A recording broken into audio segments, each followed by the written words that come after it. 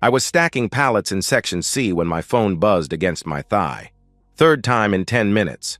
The warehouse was loud, forklifts beeping, conveyor belts humming, guys shouting over the noise, so I'd missed the first 2 calls. Unknown number, probably spam. But something made me swipe to answer. The woman's voice was calm, professional, not the robotic cadence of a telemarketer. "Is this Daniel Reyes?" "Yeah, who's this?" I replied. "Your wife is in room 216 at the Ridgecrest Hotel with another man. Right now," she said matter-of-factly. The pallet jack in my hands suddenly felt too heavy. I set it down, my mind scrambling to process what I'd just heard. "What? Who is this?" "Someone who thought you should know," the woman answered. "Lady, you've got the wrong—" I started to protest. She cut me off. "Check your phone in 30 seconds. The line went dead. I stood there in the middle of the warehouse, sweating under the fluorescent lights, holding my phone like it might explode. Around me, the familiar chaos continued. Rick shouting at someone about a missed delivery, the crack of pallets being dropped, the distant sound of the loading dock doors rolling up and down. 5 years I'd worked here. 5 years of the same routine, the same faces, the same rhythm that had become as natural as breathing. Marissa would never. Not my Marissa. We'd been together since we were 17, married for 8 years. She was at her mom's today, helping with some spring cleaning project. She'd kissed me goodbye this morning, her hair still messy from sleep, wearing that old Northwestern sweatshirt she'd stolen from me in college. My phone buzzed, a video message. My hands were shaking as I opened it. The timestamp showed today, 1:47 p.m., just 2 hours ago. There she was, my wife, walking through a hotel parking lot in the yellow sundress I'd bought her for our anniversary last month. Her hair was done up the way she wore it for special occasions, and she was laughing at something someone was saying off camera. Then a man's arm came around her waist, muscular, tanned, definitely not me, and she leaned into him like she belonged there. The camera followed them to a door marked 216. She had her key card ready, like she'd done this before.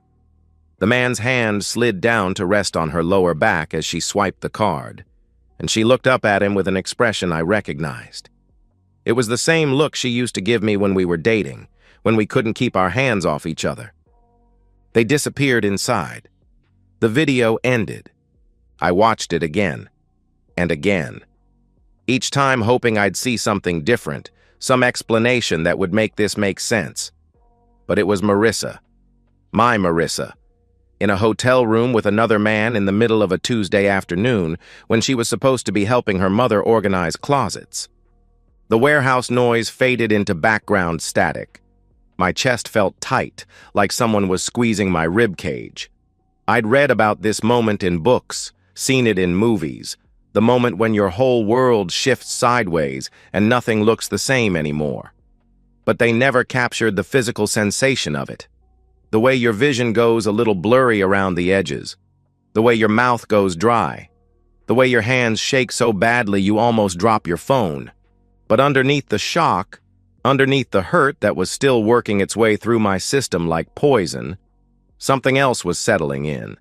Something cold and calculating that I didn't recognize in myself. I pocketed my phone and walked across the warehouse floor to Rick's office. He was hunched over his desk, squinting at shipping manifests through his reading glasses. "Rick, I need to take some emergency leave," I announced. He looked up at me over his glasses. Rick had been my supervisor for 5 years, and he knew me well enough to read the signs. The carefully controlled voice. The way I was standing too straight, too still. "Everything okay, Danny?" he asked with concern. "Number. But it will be," I replied evenly. He studied my face for a long moment, then nodded. "Take what you need. We'll cover your roots." I was already turning to leave when he called after me. "Danny, don't do anything stupid." I paused in his doorway. "I won't." Walking back through the warehouse felt like moving underwater. The familiar sounds and smells, diesel fumes, cardboard dust, the metallic tang of the loading bay, seemed to come from very far away. I clocked out, grabbed my jacket from my locker, and walked to my truck in the parking lot. I sat behind the wheel for a long time, staring at my phone. Then I made 2 calls. The first was to Paul and Cynthia Holloway, Marissa's parents. They'd welcomed me into their family when I was barely 18, treated me like the son they never had. Paul had taught me to work on engines in his garage. Cynthia always made sure there was a place for me at their Sunday dinner table. They loved Marissa more than anything in the world, but they'd raised her to believe in loyalty, in family, in doing the right thing even when it was hard. "Cynthia? It's Daniel," I said when she answered. "Listen, Marissa's not doing well. She's at the Ridgecrest Hotel, and I think she really needs you and Paul there, both of you." "What? Daniel, what's wrong? Why is she at a hotel?" Cynthia's voice was filled with maternal worry. I let the pause stretch out, let her maternal instincts fill in the blanks. "Just come. Please. Room 216. She needs her parents right now." The second call was to fate, or justice, or whatever you call it when you decide to stop protecting someone who's been lying to your face. I started the truck and headed toward the Ridgecrest Hotel, where my wife was about to learn that some doors, once opened, can never be closed again.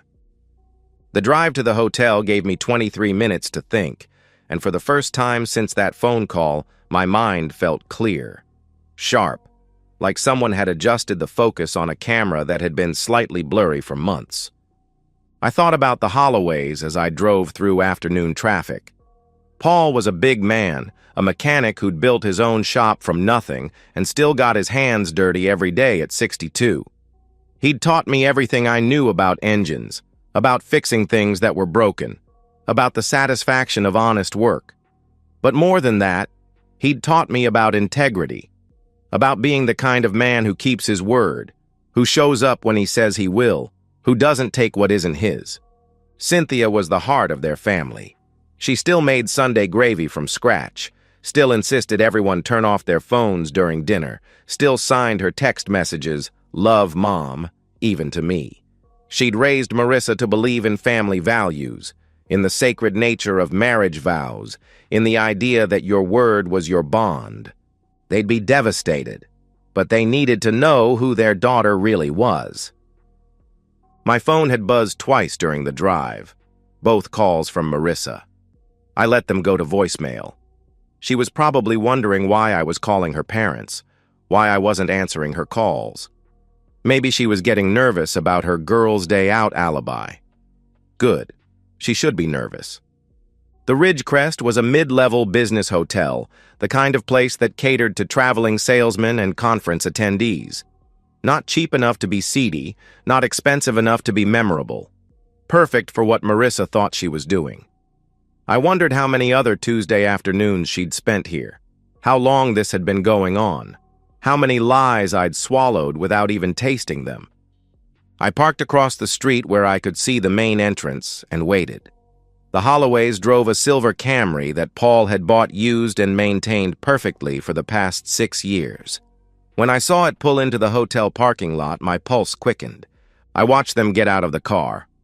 Paul was wearing his good jeans and a button-down shirt, the outfit Cynthia made him wear when they went anywhere nicer than the hardware store. She had on her navy dress with the small flowers, the one she wore to church.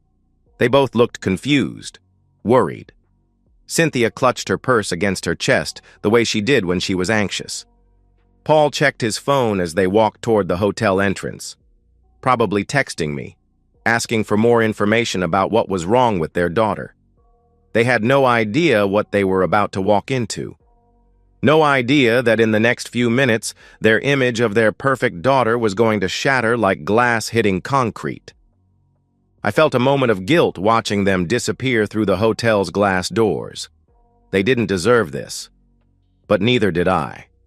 And if Marissa had been thinking about her parents' feelings, maybe she wouldn't have been in room 216 with another man. I waited exactly 3 minutes, Long enough for them to take the elevator to the second floor, find room 216, knock on the door. Long enough for Marissa to answer, expecting room service or maybe housekeeping. Long enough for that first moment of confusion to register on all their faces. Then I got out of my truck and followed them inside. The hotel lobby was generic business class. Beige carpet, fake leather furniture, the smell of industrial air freshener trying to cover up years of cigarette smoke. The elevator seemed to take forever. When the doors finally opened on the second floor, I could hear voices coming from down the hall. Raised voices, confusion, fear. I walked toward room 216, my footsteps silent on the carpeted hallway. The door was standing open, and I could see into the room, see Marissa in a white hotel bathrobe, her face white with shock. See her parents standing in the doorway, trying to process what they were seeing. See a half-dressed man scrambling for his clothes in the background. This was it. The moment when lies met truth, when consequences caught up with choices, when the woman I'd loved for 11 years destroyed herself in front of the people whose respect she valued most. I stepped into the doorway behind the Holloways, and 4 sets of eyes turned toward me. But I only looked at one person. "Hello, Marissa," I said quietly. The silence in that hotel room was suffocating. 4 people breathing the same air, processing the same devastating truth, but experiencing it completely differently. Marissa stood frozen in the doorway, her hotel bathrobe tied hastily around her waist. Her hair was messed up, her lipstick gone, and there was a flush across her chest that I recognized from 8 years of marriage. She'd been expecting room service, maybe housekeeping. Instead, she was facing her parents and her husband, all of whom now knew exactly what kind of woman she really was. Behind her, scrambling to pull on his pants, was Bryce Carter. I didn't know his name yet, but I could see everything I needed to know. Muscular, tanned, the kind of guy who spent serious money on his haircut and his teeth. Everything I wasn't. He was panicking, looking around the room like he might find an escape route that didn't involve walking past the 3 people blocking the doorway. Paul Holloway's face had gone through several stages of emotion in the space of 30 seconds. First, confusion. Why was his daughter in a hotel in the middle of the afternoon? Then concern. Was she sick? Was she hurt? Then the slow, terrible understanding as he took in the bathrobe, the unmade bed, the half-naked man behind her. Now he looked like he might have a heart attack. Paul's voice cracked as he spoke her name. "Marissa, what is this?" She opened her mouth, but no sound came out. Her eyes darted between her parents and me, looking for someone who might help her explain this away. But there was no explanation, no story that could make this okay. "Daddy, She finally found her voice, but it came out as a whisper. "It was a mistake, just once. I swear it was just once." That was when I knew she still didn't understand. Still thought this was about the sex, about the physical betrayal.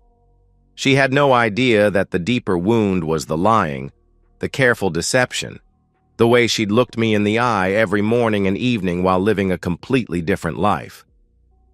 Bryce finally got his pants on and stepped forward, trying to take control of the situation.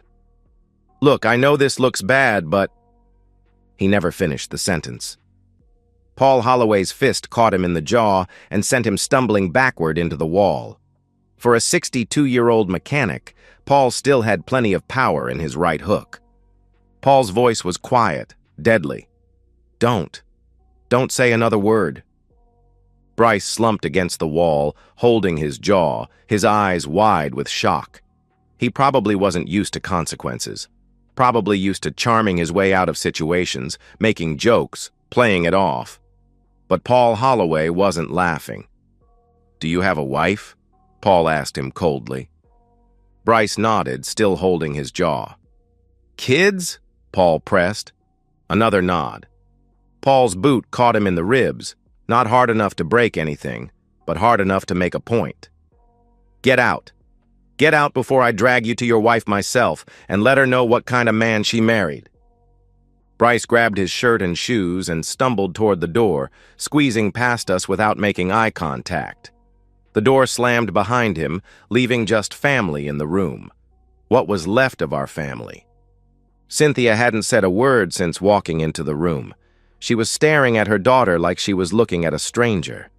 The woman who'd raised Marissa to believe in marriage vows, in family loyalty, in the kind of moral character that didn't bend when it was convenient. Marissa whispered desperately, reaching toward her mother. "Mom, please. I can explain." "Explain what?"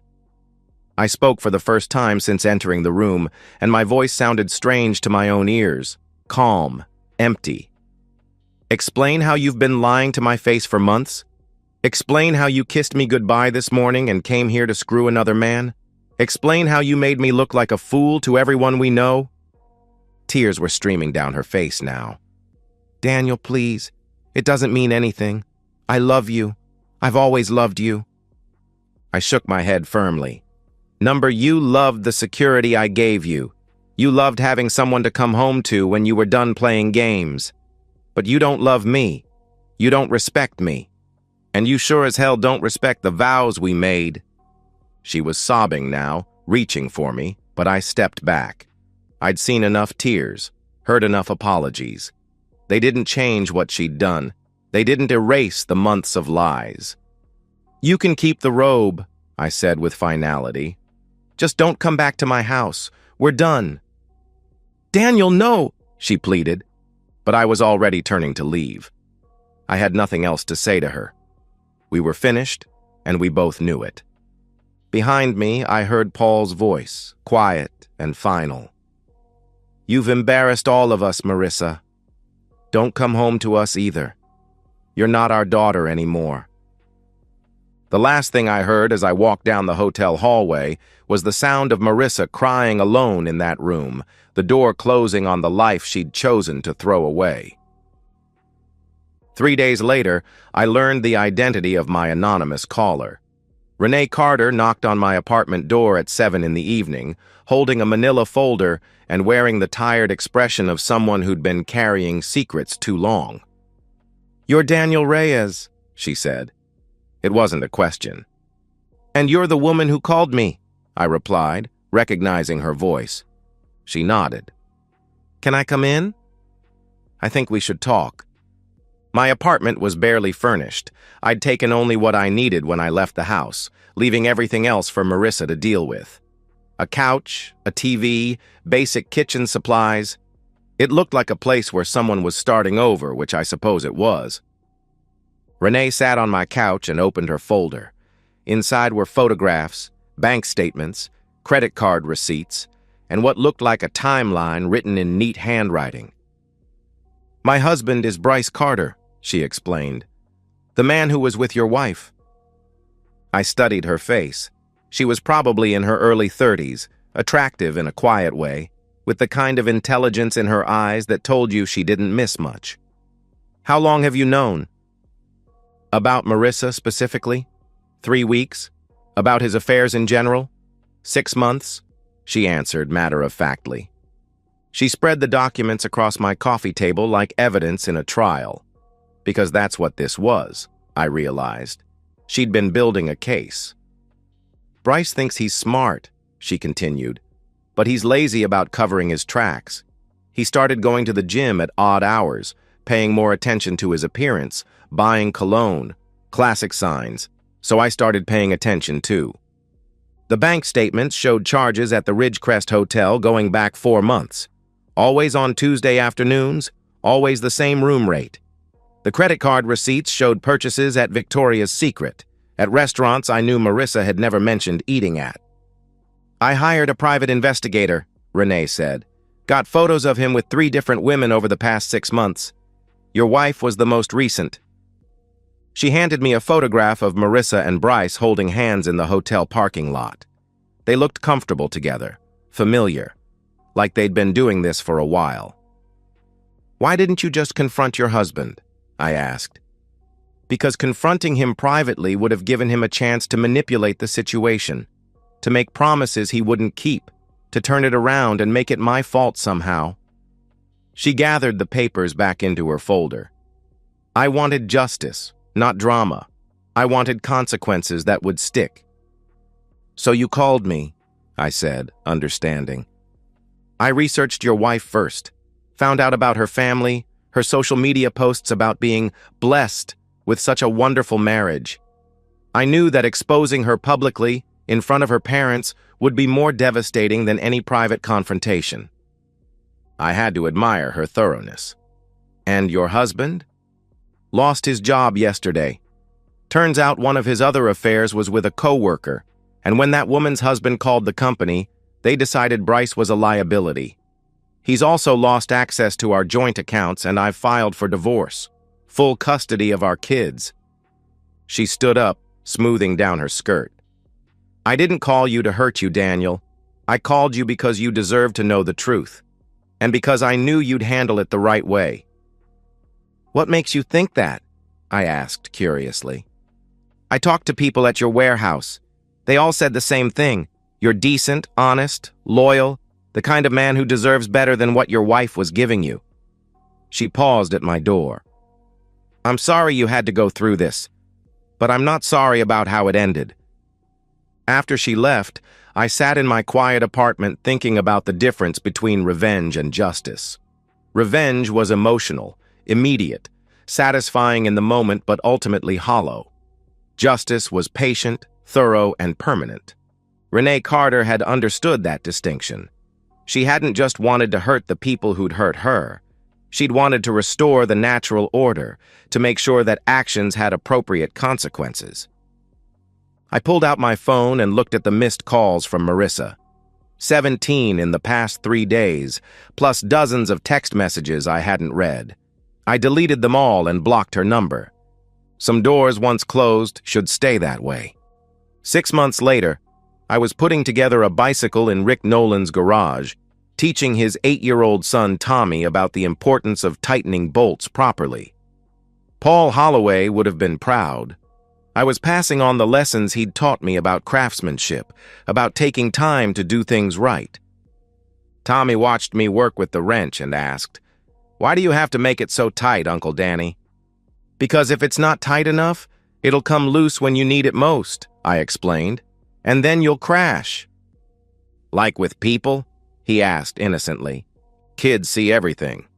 "Yeah, Tommy, like with people." My life had settled into a new rhythm. The apartment I'd found 3 days after leaving the hotel had become home by now. I'd bought real furniture, hung pictures on the walls, planted herbs in pots by the kitchen window. It was smaller than the house I'd shared with Marissa, but it was mine. Every piece of furniture, every plate and cup, every book on the shelf represented a conscious choice rather than accumulated history. Work had become a refuge. Rick's wife had started inviting me to their family dinners after I'd helped fix their washing machine a month after the hotel incident, and I'd become Uncle Danny to their 3 kids. It wasn't the family I'd planned to have, but it was real, built on honesty rather than convenience. I'd heard through mutual friends that Marissa was living alone in a studio apartment across town, working at a job that barely covered her rent. Her parents still weren't speaking to her. The community that had once embraced her now treated her like a cautionary tale. I didn't take satisfaction in her circumstances, but I didn't feel guilty about them either. She'd made her choices. Now she was living with the consequences. Renee Carter had started her own private investigation business, helping other betrayed spouses uncover the truth about their marriages. We met for coffee occasionally, 2 people who'd survived the same storm and understood each other's scars. There was nothing romantic between us. We were both too busy rebuilding to think about that. But there was a friendship based on mutual respect and shared experience. Bryce had tried to reach out to me once, wanting to have a man-to-man conversation about what had happened. I'd ignored his call, just like I'd ignored his attempt to contact Paul Holloway. Some men never understand that certain violations can't be explained away. "There," I said, tightening the last bolt on Tommy's bike. "Perfect. Want to take it for a test ride?" Tommy climbed on and pedaled around the driveway, grinning like he'd just discovered flight. Rick watched from the porch with pride and gratitude. Rick called out, "Thanks for doing this, Danny. Kid's been wanting that bike fixed for months." "No problem," I replied, packing up the tools. "That's what family's for." Family. Not the one I'd expected to have, but the one I'd chosen. The one that had chosen me back. As I drove home through the evening, I thought about foundations, about the difference between building something on lies and building it on truth, about the strange peace that comes from knowing exactly where you stand with everyone in your life. My phone buzzed with a text from Cynthia Holloway. "Danny, thinking of you today. Hope you're well. Love, Mom." She still signed her texts the same way, still considered me family, even though her daughter had forfeited that right. Some bonds survive even the worst betrayals. I pulled into my parking space and sat in the truck for a moment, looking up at my apartment windows glowing warm in the darkness. Tomorrow was Thursday, middle of the week, another day of honest work, another evening of simple contentment. Some people might have called it a small life, but I'd learned the difference between small and simple, between settling and choosing. I'd chosen truth over comfort, dignity over familiarity, respect over history. And for the first time in years, when I turned off the lights and settled into sleep, I didn't have to wonder what lies tomorrow might bring. Because I'd finally learned to build my life on a foundation that wouldn't crack under pressure. Some foundations, once properly built, last forever. And so, we've reached the end of today's story. Was it what you expected, or did it take a twist you didn't see coming? I'm curious to hear your thoughts. Share them in the comments below, and let's get a conversation going. If this story kept you hooked, make sure to hit that like button. And if you're new here or just haven't subscribed yet, now's the perfect time to join our community. I bring you fresh, captivating stories every day, so click that subscribe button and turn on notifications so you never miss out. Thanks for watching, and I'll see you in the next one.